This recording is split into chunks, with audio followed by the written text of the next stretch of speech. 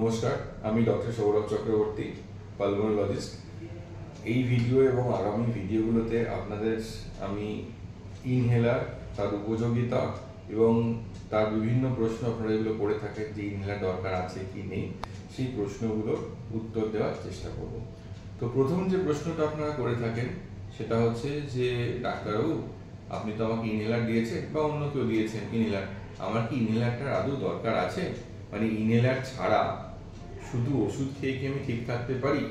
তো ইনহেলার বা inhale medications দু ধরনের হয়। একটা হচ্ছে এক ধরনের ওষুধ যেগুলো কিনা আমাদের শ্বাসনালীগুলোকে প্রসারিত করে, আর আরেক ধরনের যেটা শ্বাসনালীর প্রদাহ বা ইনফ্ল্যামেশন কমায়। তো শ্বাসনালীর যে রোগগুলি আছে, মানে অ্যাসমা, সিওপিডি, ব্রঙ্কিয়াকটেসিস, এদের বেশি এবং ক্রনিক ব্রঙ্কিয়াইটিস, এই রোগগুলির ক্ষেত্রে কিন্তু শ্বাসনালী সংকুচিত হয়ে যায় এবং শ্বাসনালীর প্রদাহ হয়। শ্বাসনালীর মধ্যে মিউকাস বা কফ জমে যায়, তার জন্য সিমটমস দেখা দেয়। ইনহেল মেডিকেশনসের কিন্তু কোনো বিকল্প হয় না।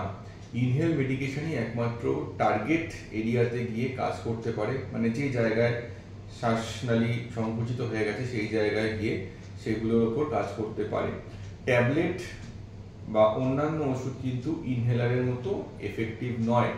তাই আপনাদের যাদের শ্বাসনালীর সমস্যা রয়েছে, যারা এই ধরনের রোগগুলোতে ভুগছেন, যাদের ইনহেলার আমরা প্রেসক্রাইব করছি, তাদের কিন্তু ইনহেলার অবশ্যই নিতে হবে, সঠিক ডোজে নিতে হবে, সঠিক পদ্ধতিতে নিতে হবে এবং রেগুলার বেসিসে নিতে হবে। তাহলে আপনারা অনেক ভালো থাকবেন। আর অবশ্যই আপনার ডাক্তারবাবুকে পরামর্শ নিয়ে ইনহেলার এর ডোজ এবং তার ডিউরেশন নির্ধারণ করবেন। সুস্থ থাকুন, ভালো থাকুন। নমস্কার।